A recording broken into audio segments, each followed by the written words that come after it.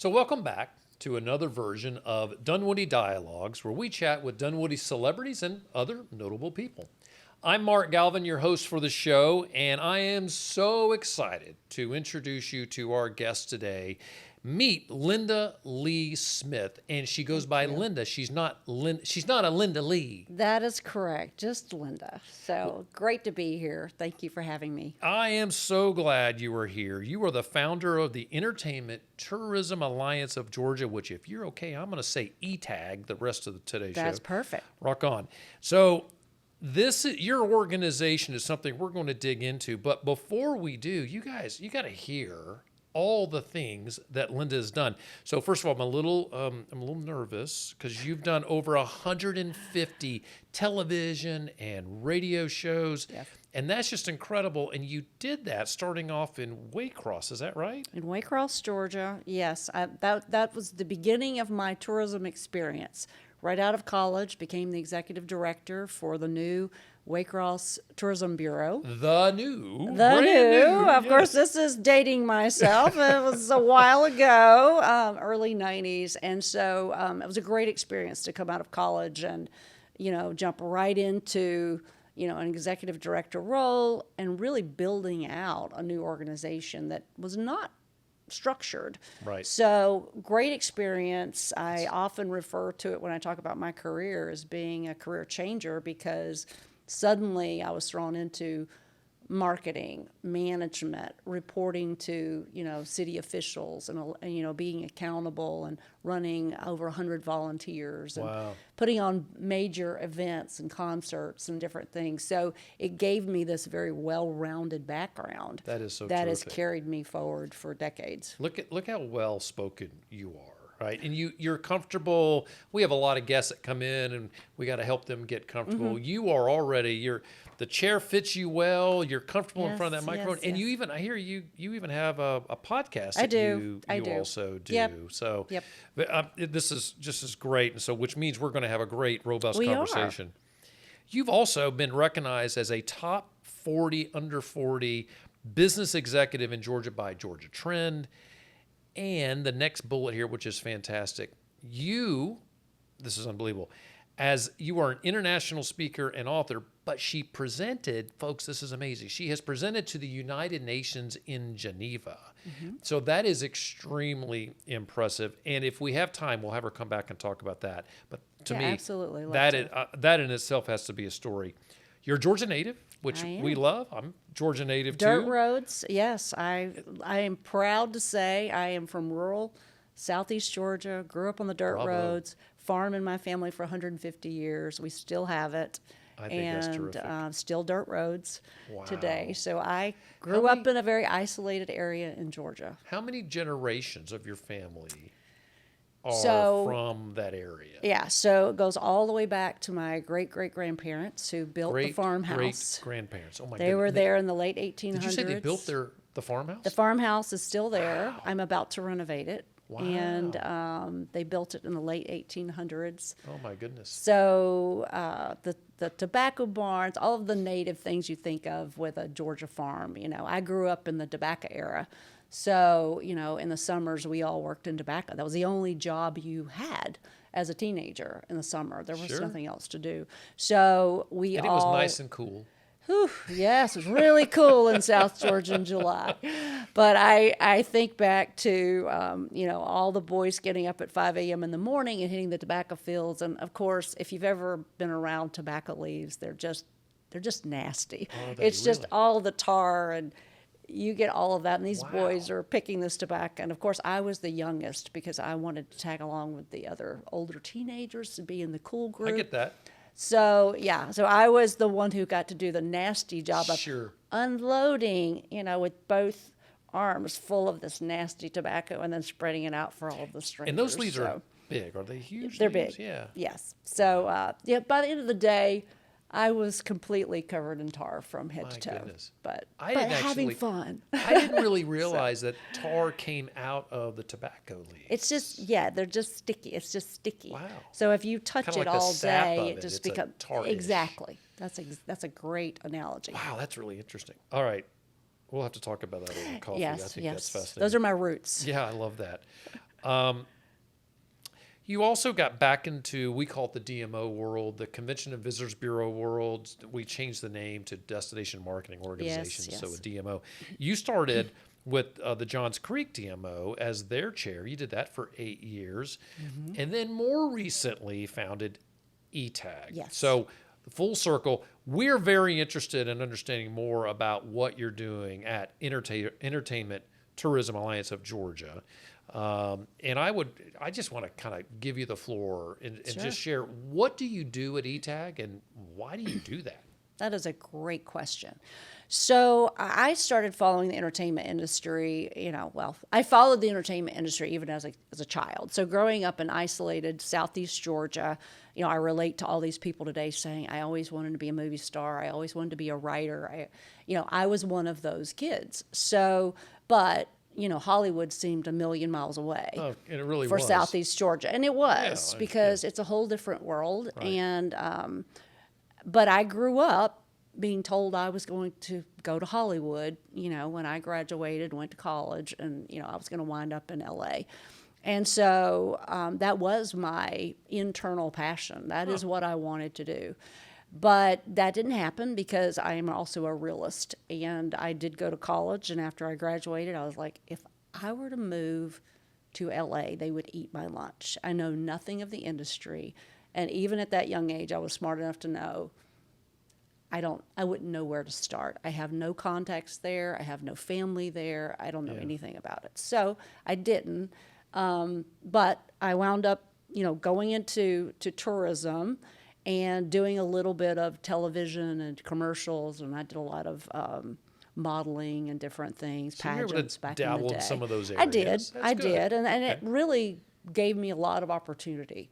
A lot Okay. of speaking opportunities, really got me out to see, other markets and get to New York and different things.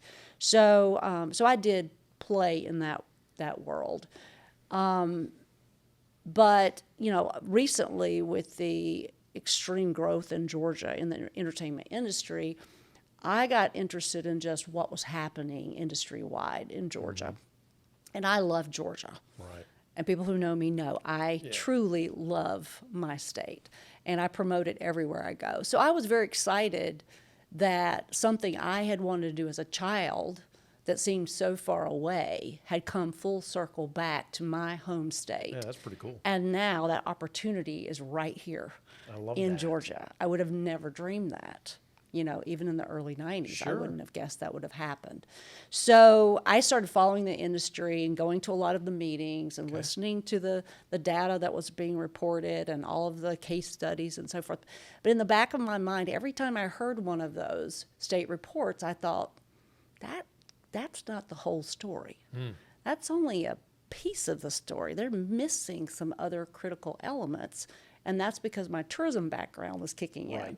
And so I was just sitting there, listening to the numbers and going, man, we're not doing justice Right. to the true impact that this industry is having on the state of Georgia. We're telling a part of a story. And I knew every time I would go and listen again, it just nagged at me. And so the more I started meeting people who were leaders in the industry, I started hearing the same thing from them.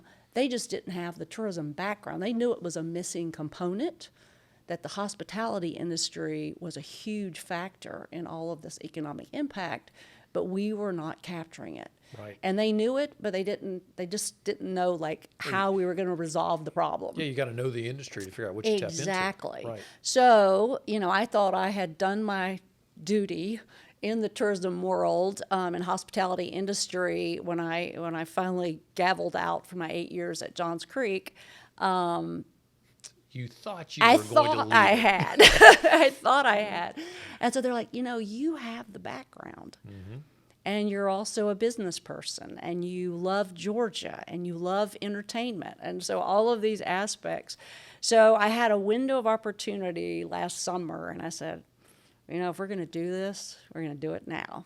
Fantastic. So talk to the right people. So we actually founded Entertainment Tourism Alliance of Georgia to fill that gap.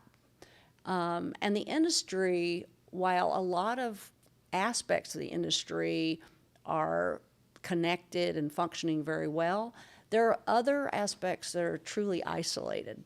And I think the Convention and Visitors Bureaus or destination marketing organizations, the hotels, unless you're right in the thick of it, you're sort of on the outside looking in and True. not truly understanding how do I engage and how do I develop assets in my community to, potentially attract destination visitors to my area and And get it's a not little that- bit of the it doesn't, impact. yeah, it doesn't necessarily happen organically. I would argue in It Covington, it kind of happened organically. Yes, organically, but they seized an opportunity. And I think you just hit on something. You have to have everybody in the area, including elected officials. You've got to have all of the stakeholders really wanting to pursue the industry if you want direct impact. Now, I think there are a lot of other ways for indirect impact when you get into the policies and the legislative actions, and we can talk a little bit about that too, because ETAG has actually done some conversations in the hospitality industry with the restaurant industry, and we have put forth through some of our key contacts at the Capitol some potential opportunities to make sure all of Georgia benefits from that's the good. tax incentive. So we can talk a little bit about that too. But so the main reason was to fill this void, to be a connector between those who are trying to ensure they benefit from the economic impact and making sure that every county in Georgia Gets that has opportunity. some level of opportunity, Sure. whether direct or indirect. And I think there's plenty to go around. For those of the folks that are watching that don't know our industry, name a couple of ways that you think that, or that the hospitality industry is benefiting from film and entertainment industry in Georgia. Yes. So the hotels, of course, that are fortunate to be associated with, the actual production side. Right. They are definitely benefiting. I mean, to the point that I've done some interviews recently with some of the larger hotels who have designated staff that solely work year-round globally to bring in Just to focus on this market. to focus on Wow. this market. And I think that's a good point to make, too, that the jobs created are Georgia jobs. There is this perception that Hollywood is coming to Georgia. Yeah, that they're all coming in and then they're all That going is back. not accurate. That may have happened in the early days, but today we have Georgia companies owned by Georgia residents who are And staffed by generating these Georgia jobs. employees, right? Absolutely, Yeah. absolutely. So hotels, obviously the restaurant industry. Some of my friends who own small restaurants, I start talking to them. They're like, "Oh yeah, we get a call from, someone from the Ozark production crew who wanted us to bring up lunch, who wanted us." So even smaller mom and pops who aren't necessarily pursuing the industry have opportunity Right. to benefit if they know how to plug in. See, and I think it's really important, and this is great that you're filling this, and I do think that there's a void here.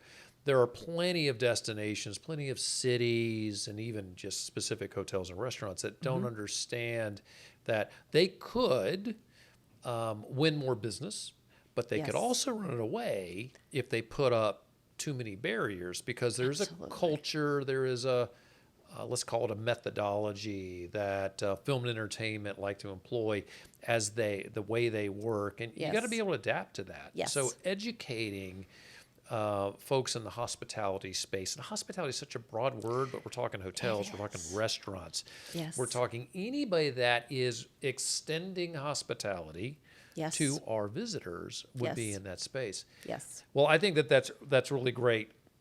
We're getting so much business, and what does this really mean? So much business from film and entertainment. Georgia is likely going to have more square footage of studio space at the end of this year, 2024, than anybody else. That's correct. So, and what's great, it's all brand new. It's Yes. all built to suit. We're not talking about studios And flexible. built 100 years ago. That's correct. Right? Yes. This is really, really cool. Yeah. All right. So all that, great. Check. We understand that. There's got to be some challenges that come with that. What do those challenges look like outside of making sure that we have our businesses aware of how to adapt to this business? Yeah. I think, there's always, unfortunately, as much as I love Georgia, there's first and foremost a perception, if you grew up in rural Georgia like I did, that there are 2 states in Georgia. Okay. There are those who like their life the way it is. Uh-huh. They like the slower pace. They enjoy being in rural Georgia. They see the metro Atlanta area as its own entity. And Large. yes, very Many large, people heavy into it, traffic, right? of course, all true. We don't have live traffic here. in Atlanta. No, never, never. So, I tell people I speak both languages. I grew up in rural Georgia. I understand rural Georgia. I've done economic impact in rural Georgia. I also live in Atlanta, Johns Creek. So I understand both sides, and I understand why they feel the way they feel about each other. But I love all of Georgia. Sure. What makes Georgia so unique to even just talking about the film and television industry, but music, all of the creative arts. We have so much art in Georgia, not just film and television. We don't talk about it enough. That seems to suck the air out of the room because of the tax incentive. It gets more play. Sure. But there are so many creative arts in Georgia. So you may not have a community that necessarily is going to attract a big production in film and television. But what do you have? Mm-hmm. Do you have more traditional art? How do you connect what you do have to what's happening? Oh, that's cool. We have this big event coming up called the World Cup, which for me relates back to the announcement of the Olympics, because Yeah, I would agree with that. was in the tourism industry when that announcement happened, and I was in rural Georgia. So we were all so excited because Atlanta was not on the global map. No. Like literally. They actually did studies, and they're like, where's Atlanta? And people just shake their head. No They idea. had no idea Atlanta even existed. So the Olympics put us on the map. The World Cup is probably the next event that's going to bring hundreds of thousands of international guests into the state of Georgia. And I'm sitting here thinking, because I'm a visionary, so I'm thinking, okay, we have 2 years for all of the areas in Georgia to figure out, what do I have to put out there? Maybe it's not film and television, but how do I capture the people who are coming in who have an interest in entertainment? And entertainment is also very broad. Like, Right. what is entertainment? Yeah, absolutely. Well, you define what's entertainment for you. So we tend to think, entertainment must be going to a music concert or going to a film production or whatever.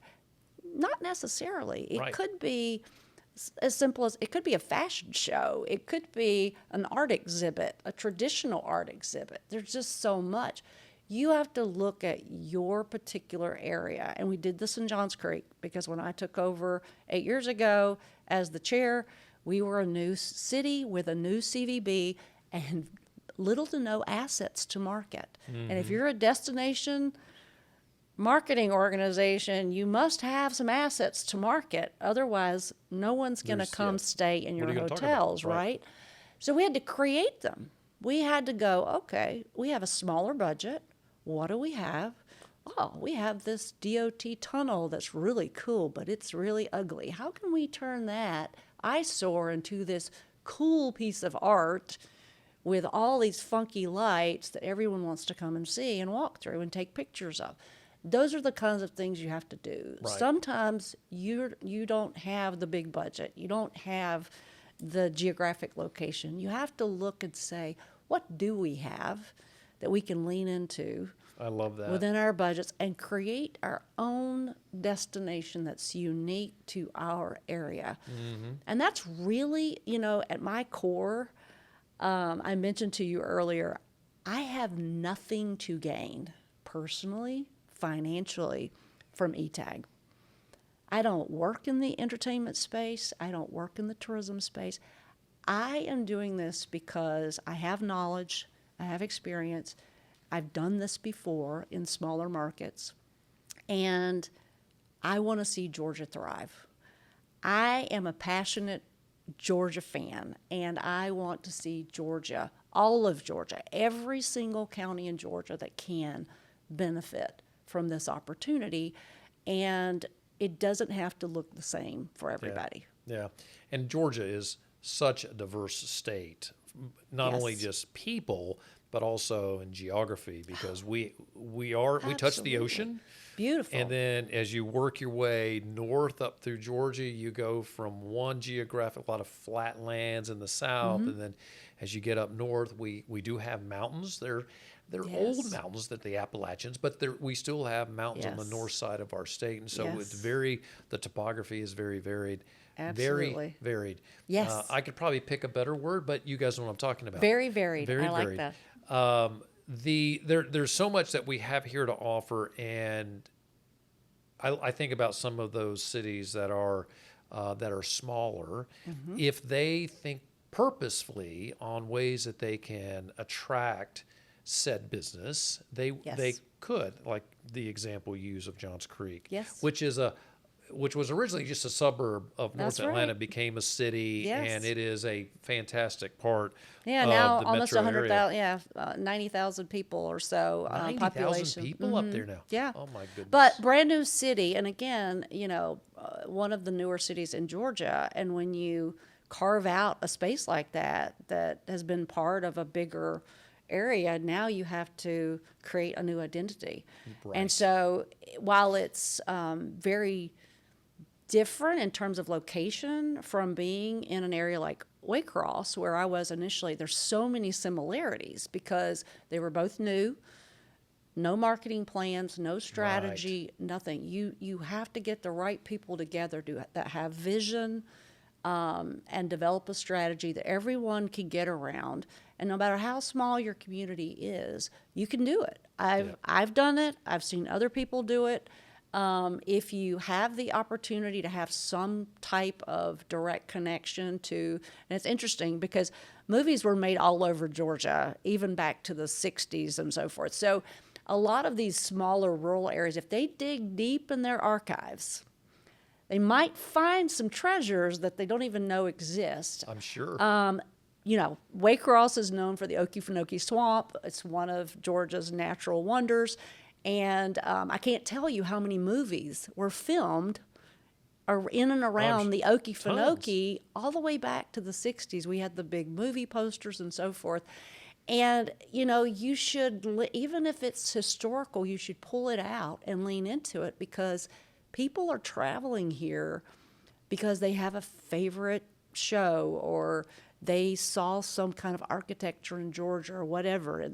There's so much. Architecture is a piece that we don't talk much about, but Right. Georgia's architecture and there is the background for a lot of these movies and shows. And, architecture is another form of art. It is. And It so absolutely is, yep. you may be rich in historical architecture and classic architecture. Figure out how all of that connects that you can create marketing assets around. You that. don't have to just sit and wait Right. for someone to knock on your door and go, oh, we want to film here or we want to do that. You should be prepared if that's what you want. And you mentioned earlier about making it easy. The permitting, I'd start talking to a lot of elected officials who say, we want productions in our town. I'm like, do you? Do you know what your permitting process looks like? Do you know if it's Is it easy? efficient? Right. How flexible are you? Are you really willing to close off these main streets to your residents during drive time traffic if you happen to have a traffic issue as we do in the Atlanta area? That's where it gets really tricky because it's one thing to go, oh, I want all of this. But what does that mean in Right. reality? What do the logistics mean? I've talked to, cities and towns who said, oh, we had this great opportunity to have a big movie made here. And they came and our local retailers refused to let them pay them for the days they needed to be closed. They didn't want to They said cooperate. no. Right. Okay, well, that's Yeah. a problem. Yeah. You have to deal with all of that before the opportunity arises, not when Yeah. it's there, because they will move on. Yeah, everybody needs to know the value. Yes. Right? What's in it for them. Yeah, And and such really an important want thing. it. You need to know what Yeah. that means. Yeah, you do. Even and the it's important, hotels. right? I mean, we're certainly in the same space here in Dunwoody with Assembly Atlanta right down the street. Mm-hmm. We're going to have a lot more folks wanting to come over here, close down a restaurant, and have a scene in a restaurant. And so we're trying to lean into that. And I'm not going to tell you that we're going to be great at it. Yep. We're going to figure it out. That's what you And- have to do. And yeah. everybody has to work there has to be a mentality that we will figure it out Right. together. Yep. It can't Yep. be just one group or another group. Everyone has to be engaged So important. and invested Sure. in doing it. I will say there's so many other, not just the flexibility with the hotels. Hotels need to know this is not your normal client. This is not your conference client. These good are point. production crews sometimes who are coming in at 10 and 11 o'clock at night. And in some of the interviews I've done with some of the bigger hotels, they're very clear. Like, that means you have to have food available when you normally wouldn't have food. Are Right. you willing to do that? You have to have parking available. You have to be willing to meet their specific needs. And not all hotels are interested in Right. doing that. So you need to decide, am I really interested or not? But the other events that surround this industry, I was able to meet with J. Michael Collins, who is one of the co-owners of the VoiceOver Conference, which is happening here in Atlanta next week. Over 1,000 people fly in. And he started naming all of the countries that they were flying into. And I was like, oh my gosh, like over 20 countries. And they fly in every year, and 1,000 is capacity. And Wow. he said, we've been at capacity for years. And it was a very interesting conversation because these are the events taking place in Georgia because of the entertainment industry Yeah, and how that would don't you even connect get that? counted. Yeah, how do you connect that? That's just right? it. They're Yeah. private events. You look That's at all of the gaming events, and so these are all private people holding these events, but bringing in people from around the world that are stimulating our economy, our restaurants. They're eating 3 meals a day. They're renting cars. They're probably using, if they stay here very long, potentially dry cleaning services and other service-oriented businesses, and they're not being counted. Right. They're not being counted, Yeah, and how do you track those down? it's hard. And that's And- one of the things we're doing. Yeah. The data collection, talking to those private companies, just like Michael, they've been doing that voiceover conference here for years. I can imagine what walking through those halls at a voiceover conference sounds like, all the different voices. I just think Oh, it'd be I know. cool. How cool is that? Yeah, I know. And what's beautiful about even that example is voiceover with our technology today. You could be sitting in rural South Georgia or rural North Georgia or anywhere, quite frankly, Wherever. and be a voiceover talent. Yeah. You do not have to be in Atlanta. You do just not gotta have have one to of these be in a things. studio. That's Yeah. it. Yeah. And we talked about that, and he's like, that's the beauty. Geography is irrelevant Right. with voiceover talent, and we have a tremendous amount of voiceover talent in Georgia. And with the gaming industry being cool. so big in Georgia, that industry specifically pulls on the voiceover talent. But you've got all of the corporate needs for voiceover. You've got education, distant learning. All of them use voiceover talent. And another So little key interesting. point is, he said, we were so concerned about AI. He said, it's been really bizarre, but AI has not impacted our industry like we thought it would. Huh. He said, we are booming, and he said, it's just growing year after year. So That this is is so another cool. opportunity for all of Georgia who's interested in the actual, entertainment component. This is another area where if you have a great voice, you could be voice talent from anywhere. Wow. And I didn't even think about gaming. Of course, all the games have to have some sort of somebody all of those voicing all characters those have characters. a unique voice, and Yeah. I know a few of those. My friend Bob Carter is one of the voices for several games, and gaming is interesting because esports is probably the fastest growing aspect of the entertainment industry, and here's one of those sort of, I think, very interesting facts. Actually, Discover Dunwoody shared, your leader shared this with me. He found this out. In the direct marketing organizations, so the Convention and Visitors Bureaus, all those, they see esports as fitting into traditional sports. As competition. As a competition. But the entertainment industry very much sees esports and gaming as an entertainment industry. So here, that's a perfect example of a huge disconnect. Yeah. You have two major industries who are looking at events in a totally different perspective. So that's And it just really determines one. on whether you turn right or turn left in a hotel Yes. side, right? Do you go this way to attack that or turn Exactly. So we And have it's to be important. careful. Yeah, We and have you to gotta- define that Yes, because right. otherwise we're talking to, destination marketing and they're looking at us like, why are you talking it's- about esports as entertainment? And then the entertainment industry is like, 'Cause it esports is. is definitely entertainment. So, even that's just one example of sometimes the need for a connector to bring everyone together and at least to make them aware that, hey, it's okay that you market something one way, Right. but you need to be aware that this does fall under entertainment from the entertainment industry side. Unbelievable. And the workers, Wow. all the labor force that's needed to support gaming is very similar to film and television.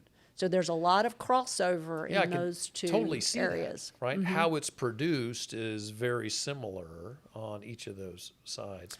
Yeah. Well, this has been very interesting, and thank you. I love that you are. I know you've got to be busy, and I just want you guys all to know that you don't just run ETAG. You have other organizations that you're involved in. So I know that you're extremely busy. So thank you for the time. Oh, thank you. And this is my volunteer work. I So- love that. And I think there may be a time where we have you come back as we, like, for example, today is crossover day officially in the Georgia State Legislature. Yes. And they're working on legislation. I don't know if it's going to cross over or not. That may have something to do with our film and film credit, Yes. which is big. And without it, we lose that industry. So while it can be tweaked, we're hoping that we keep the backbone of it there. Yep. But I'm just amazed, Lynda, of all that you've done, and you didn't intimidate me. You're so comfortable to talk with. So thank you very much. Thank you. That makes me feel good. We so appreciate that. How can people find out more about Yes. ETAG and about you? Absolutely.